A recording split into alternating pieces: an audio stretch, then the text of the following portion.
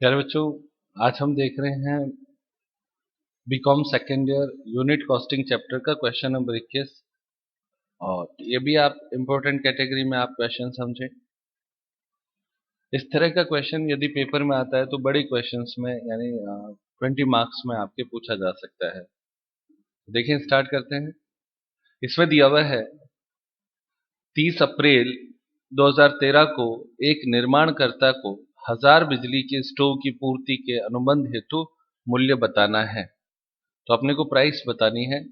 लिखता है on 30th April 2013 a manufacturer was required to quote, ये शब्द हमने पिछले क्वेश्चन में समझा था, for a contract for the supply of 1000 electric stoves.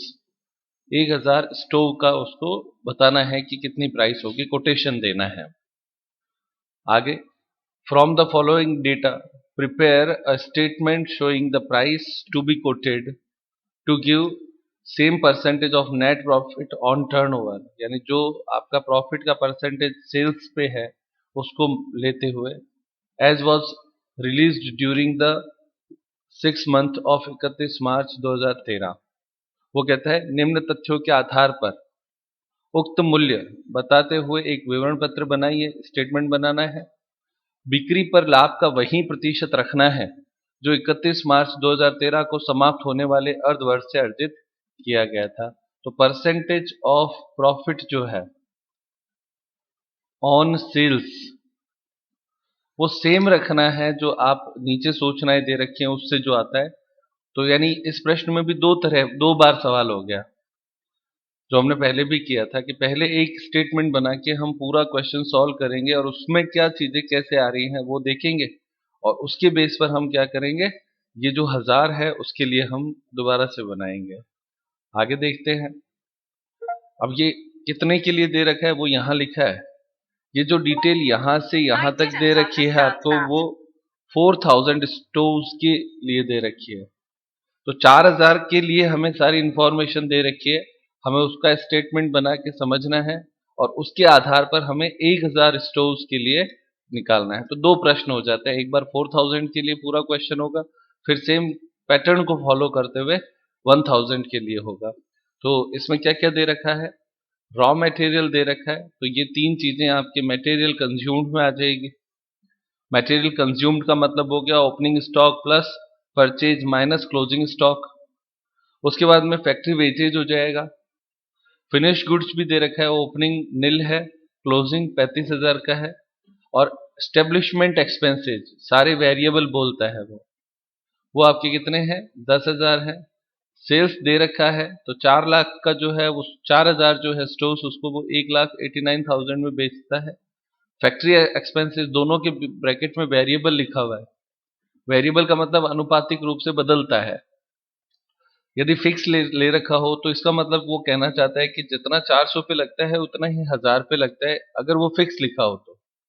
लेकिन यदि वेरिएबल शब्द लिखा हुआ हो, इसका मतलब ये है कि 4000 पे जितना लगता है उसी के अनुपात में 1000 पे कितना लगेगा। तो हम कहेंगे सर कम लगेगा, तो कितना कम लगेगा सर, 1/4 लगेगा, है ना। जितना 4 गुना लगता है कि 4000 पे, तो एक ही लगेगा गुना, वो किस पे होगा, 1000 के लिए। तो 1/4 कह दो चाहे 1000/4 कह दो, अनुपातिक बोलते हैं, प्रोपोर्शनेट शब्द है उसके लिए। तो वो आपके 17,500। ये वेरिएबल शब्द भी इंपॉर्टेंट है, ध्यान रखना है। इस अर्धवर्ष की अवधि में 4000 स्टोव बिक्री किए गए तथा अंतिम स्टॉक सहित निर्मित किए गए थे। यानी 4000 रुपए उन्होंने क्या करे, 4000 रुपए स्टोव टोटल बनाए थे। 1 अप्रैल 2013 से कारखाना श्रम लागत में 10% वृद्धि और सामग्री में 15% की वृद्धि। ये शब्द वृद्धि है, प्लस करना है। ये कब करना है, 1 अप्रैल 2013 से। यानी जो 4000 स्टोव है वो तो 31 मार्च 2013 तक थे, तो और 1000 स्टोव के लिए जो कोटेशन बनाएंगे वो 1 अप्रैल के बाद की है। तो उनमें वो कहता है कि जो लेबर है उसमें 10% बढ़ा देना है, और मटेरियल जो है उसमें कितना बढ़ाना है, 15% बढ़ाना है। ये चेंज करते हुए हमें 1000 का लेना है। क्वेश्चन समझ में आया बच्चों सभी। अब सॉल्व करते हैं इसको। अब आपके देखो इसमें टेंडर वैल्यू का आंसर दिया हुआ है, ये आंसर अपने आना चाहिए। Tender price to be quoted, ये आपके आंसर आना चाहिए। Assuming factory and establish expenses, are variable per unit, ये हम पहले से ही मान के चल रहे हैं। स्टार्ट करते हैं बच्चों। क्वेश्चन नंबर 21 का आंसर करने के लिए हम क्या करेंगे, स्टेटमेंट ऑफ कॉस्ट बनाएंगे। यहाँ पे यूनिट लिखना है 4000 यूनिट, दो कॉलम बनाने हैं, एक अमाउंट का और एक कॉस्ट पर यूनिट का। सबसे पहले नंबर 1, मटेरियल कंज्यूम्ड।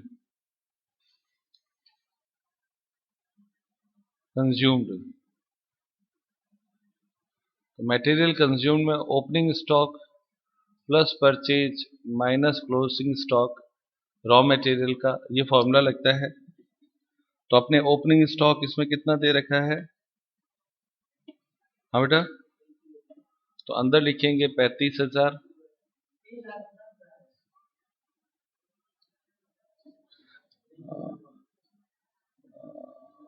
इसमें 35,000 है, प्लस ओपनिंग परचेज कितना है 52,500, लेस क्लोजिंग स्टॉक कितना है 4,900। सॉल्व करें, इससे कितना आता है 82,600। तो यहाँ पे लिखो 82,600। उसके बाद में आपके वेजेज लिखना है 82,600 में अब आप 4,000 का भाग दे दो तो पर यूनिट आ जाएगा 20.65 65। ये आपके कॉस्ट पर यूनिट आ जाएगा। अब उसके बाद में नंबर 2, वेजेज दे रखा है, तो नंबर 2 पे आप लिखे वेजेज। वेजेज आपके दिया हुआ है प्रश्न में 95,000। इसमें भी आप डिवाइड करो 4,000 से, कितना आता है 23.75। यहां तक आने के बाद में आपके प्राइम कॉस्ट आएगी, तो यहां लिखें प्राइम कॉस्ट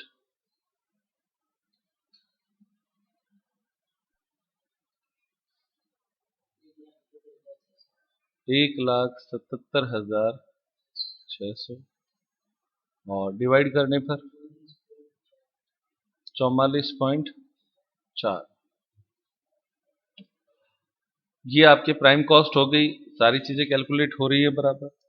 प्राइम कॉस्ट के बाद में आपके इसमें दिया हुआ है फैक्ट्री एक्सपेंसेस वेरिएबल, तो थर्ड पॉइंट लिखे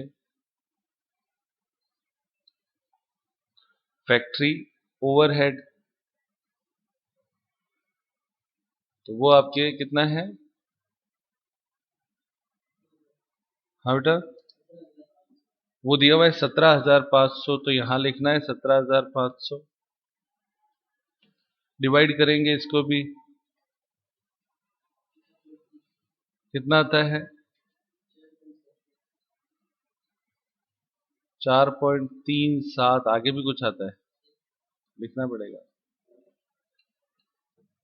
उसके बाद में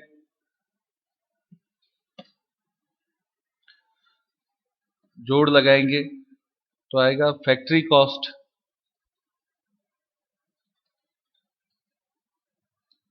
या जिसको हम बोलते हैं work cost, WC, work cost भी लिख सकते हैं। कितना आता है टोटल 1,95,100 और डिवाइड करने पे 4,000 से 48.775। फोर्थ पॉइंट लिखें फैक्ट्री के बाद में एस्टेब्लिशमेंट एक्सपेंसेस, ऑफिस को एस्टेब्लिशमेंट बोलते हैं।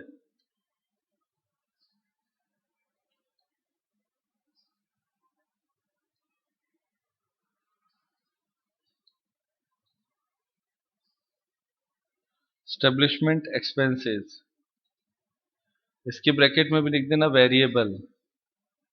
मैं आपको ये बात समझा चुका हूं, वेरिएबल जो होता है वो प्रोपोर्शनेट में बदलता है, अगर फिक्स है तो वो बदलता नहीं है, चाहे यूनिट कम बनाओ चाहे ज्यादा बनाओ, ये याद रखना है।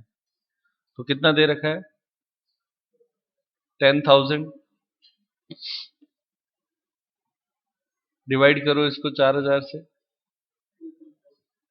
तो आता है 2.5, जोड़े यहाँ पर तो आपकी कॉस्ट ऑफ प्रोडक्शन आ जाएगी COP, कॉस्ट ऑफ प्रोडक्शन, इसको COP कहते हैं। कितना आता है?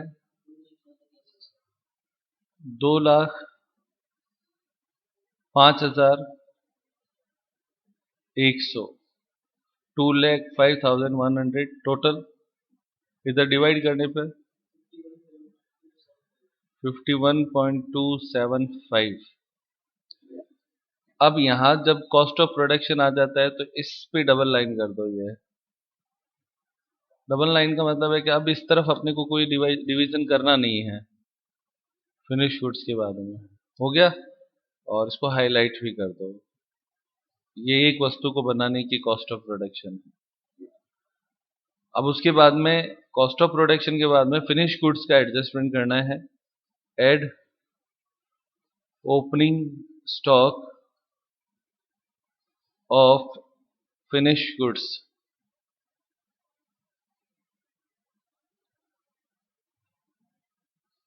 तो opening stock of finish goods दे रखा है नील, तो नील लिख दो। Less closing stock of finish goods, वो आपके दे रखा है 35,000 है, तो 35,000 ये घटाना है। घटाना है तो ऐसे ब्रैकेट बना दो। कितना आता है? 1,70,100। ये आपके COGS हो गया, यानी कॉस्ट ऑफ गुड्स सोल्ड। अब उसके बाद में सेल्स दे रखा है, तो सेल्स गिवन है,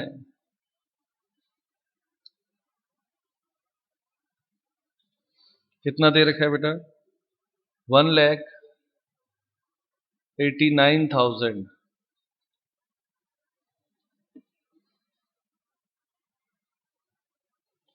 तो कितना आता है? डिफरेंस आएगा सेल्स के बाद में प्रॉफिट, तो यहां लिखे प्रॉफिट S माइनस TC। ये यहां पे आप TC शब्द भी लिखते हैं। तो सेल्स में से टोटल कॉस्ट घटा देंगे, total cost of goods sold कहते हैं इसको। कितना आता है? 18,900, 18,900। ये आपका पहले तरह का सवाल स्टेटमेंट पूरा हो जाता है। यहाँ पे हमें एक काम जो करना है वो इम्पोर्टेंट है। उसने कहा था वो ही प्रॉफिट का परसेंटेज लेना है जो आप ऊपर फॉलो करते हैं, परसेंटेज ऑन सेल्स। ये भी लिखा था टर्नओवर, तो लिखे परसेंटेज ऑफ प्रॉफिट, प्रश्न के लिखे अनुसार कर रहे हैं, on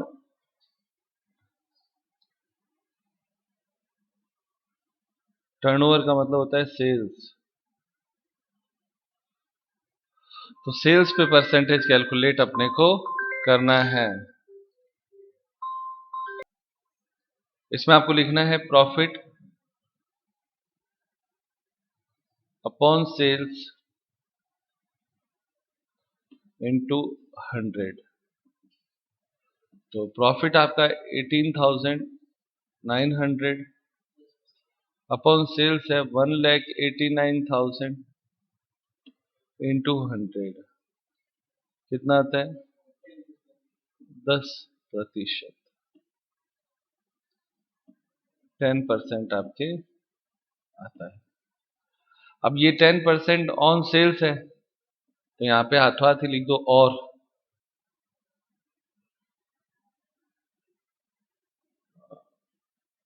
10% on sales equal to 1/9 of cost. Cost पे हमने उसको कन्वर्ट कर दिया। इसके ब्रैकेट में आप चाहे तो लिख सकते हैं 11.1111%। ठीक है, 1/9 इसलिए कर देते हैं क्योंकि उससे राउंड में आ जाता है, ये थोड़ा सा रहता है। अब 1/9 कर दो चाहे 11%, यानी सेल्स पे जो 10% है वो कॉस्ट पे 11.11% होता है। ये इसका गणित इतना सा है, ये चीज अपने समझ याद रखनी है। हो गया। अब अपने को क्या करना है, ये सारा गणित हमने समझ लिया, इसको फॉलो करते हुए 1000 के लिए कैलकुलेट करना है। तो एक स्टेटमेंट और बनेगा, देखिए बच्चों। अब हमें इस प्रश्न में वापस स्टेटमेंट बनाना है, स्टेटमेंट ऑफ कॉस्ट, और उसमें क्या करना है, quotation for 1000 unit.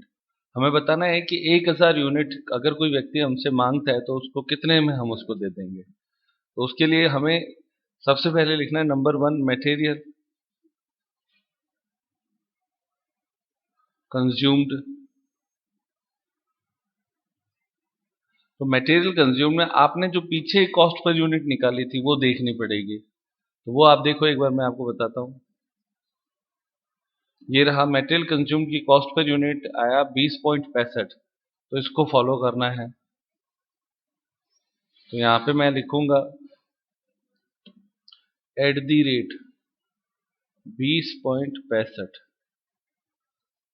Into 1000 unit है तो गुणा करवा दूंगा, कितना होता है 20,000। अंदर की तरफ लिखूं मैं भले इसको, इसको इंक्रीज भी तो करना है ना। तो यहाँ पे लिखो 20,000 कितना है 650 एड। अब एड इंक्रीज, लास्ट लाइन में लिखा हुआ था ना कि मटेरियल की कॉस्ट 1 अप्रैल से बढ़ गई। आप यहाँ पे ये जो स्टेटमेंट है वो 1 अप्रैल का हो गया, स्टार्ट का हो गया। चाहे तो लिख सकते हैं इंक्रीज कितना परसेंट बढ़ा है। हाँ बेटा 15% है ना, इंक्रीज 15%। रेट बढ़ गई मटेरियल की तो 15% जोड़ो, कितना होता है इसका 20,650 का। 20,650 का 15% जोड़ो कितना होता है। हाँ 15% कितना होता है पहले ये बताओ। 20,650 का 15%, 3,397.98 कर दो ना, 3,098 होता है। इसको जोड़ेंगे तो कितना होता है, बोला था ना अभी 23,748, 23,748। ठीक है, और कॉस्ट पर यूनिट कितना हो जाएगा, डिवाइड करो 1000 से, 23.748 हो जाएगा। 1000 से भाग देते हैं। ये आपका मटेरियल हुआ। Number 2 wages. तो वेजेज में भी एट दी रेट ऊपर से देखना है। ऊपर स्टेटमेंट में हमने कितना लिया था, तो लिखना है 23.75 इंटू 1000 कितना होता है। हाँ बेटा 23,750, 23,750 होता है। इसमें भी इंक्रीज हो गया तो एड इंक्रीज, कितना परसेंट इंक्रीज हुआ इसमें 10%। तो 10% इसमें आप जोड़ो तो 2,375 आएगा, और जोड़ने पर कितना आता है बच्चा 26,125, 26,125। अब इसमें आपके डिवाइड करेंगे 1000 से तो आएगा 26.125। ये आपके प्राइम कॉस्ट हो जाएगी बच्चों, 1000 यूनिट की प्राइम कॉस्ट। कोई दिक्कत इसमें। टोटल कितना हुआ बेटा, टोटल 49,873 और डिवाइड करने पर 1000 से हो जाएगा 49.873। 1000 का भाग तो बहुत इजी जाता है। अब उसके बाद में थर्ड पॉइंट लिखना है फैक्ट्री ओवरहेड। ओवरहेड वो आपके वेरिएबल लिखा हुआ था, इसका मतलब उसको चेंज करना है। कितना पर यूनिट था वो? हाँ बेटा, एट द रेट कितना है? 4.375। ये हम पीछे ऊपर जो करके आए ना क्वेश्चन, उसमें देख रहे हैं कि वहां से ले रहे हैं इनटू 1000। कितना हो जाएगा? इसमें इंक्रीज डिक्रीज कुछ नहीं है, सीधा सीधा लिख देना है। तो आता है 43,750 और डिवाइड करने पर 43.750 हो जाएगा। वेरिएबल का मतलब समझ में आया? पहले 4000 के लिए लगता था, अब 1000 के लिए लगा है। ठीक है, ये जीरो इसमें से हटाना है। जीरो एक्स्ट्रा कर दिया मैंने, यहां से भी और यहां से। ठीक है, अब उसके बाद में 4.375 इंटू 1000 किया तो आया 4375। ठीक है, और 43.75 की जगह पे ये भी हो जाएगा, 4.3 आएगा ना, पॉइंट भी चेंज हो जाएगा। एक जीरो बढ़ा दिया, गलती कर दी। 4.375। अब उसके बाद में फिर से जोड़ लो इसको। कितना आता है बच्चों? फैक्ट्री कॉस्ट हो गया कितना? 54,248 और इधर आपके आ जाएगा 54.248। 1000 से डिवीजन हो जाएगा। फोर्थ पॉइंट एस्टेब्लिशमेंट एक्सपेंसेस है, ईएसटी। एस्टेब्लिशमेंट एक्सपेंसेस पीछे देखो कितना परसेंटेज है, कितना मतलब पर यूनिट है? हाँ, 2.5। तो 2.5 इंटू 1000 कितना हुआ? 2500 और इधर 2.5। बस ये इतना ही है। अब देखो ये भी वेरिएबल था इसलिए सीधा सीधा बदल जाता है पर यूनिट से। फिक्स होता तो फिक्स रह जाता। तो अब आप क्या आएगा? कॉस्ट ऑफ प्रोडक्शन, सीओपी, या इसको आप टीसी भी कह सकते हैं आप। तो टोटल कॉस्ट आपके आ गई कितनी? बोलना बेटा। 56,748 और डिवीजन करने पे 56.748 कॉस्ट आ गई। तो इस बार अपने को जोड़ना है ऐड प्रॉफिट 1/9 ऑफ कॉस्ट। ये जो कॉस्ट आई ना 56,748, इसका 1/9 करो, कितना आता है?